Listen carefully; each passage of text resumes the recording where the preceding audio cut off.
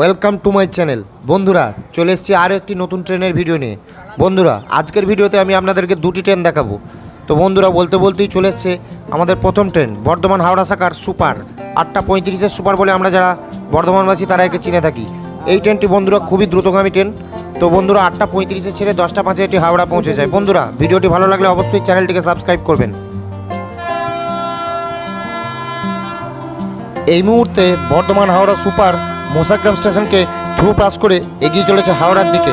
বন্ধুরা, এই ট্রেনটি কিন্তু ননস্টপ চলাচল করে বর্ধমান থেকে হাওড়ার মধ্যে, এবং ভাড়া কিন্তু লোকাল ট্রেনেরই ভাড়া।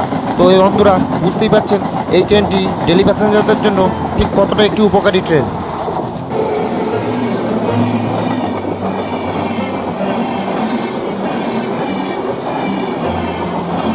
বন্ধুরা, এটি হলো একটি অন্যতম ট্রেন পূর্বা এক্সপ্রেস, যেটি হাওড়া থেকে দিল্লি যাচ্ছে। তো বন্ধুরা, এই ট্রেনটি সকাল 8টায় হাওড়া ছাড়ে এবং 8:58 অর্থাৎ 58 মিনিটের মধ্যেই হাওড়া থেকে বর্ধমানে চলে আসে। এই ট্রেনটি 23টি কোচ নিয়ে চলাচল করে। তো বন্ধুরা, বুঝতেই পারছেন যে এটি একটি দ্রুতগামী ট্রেন।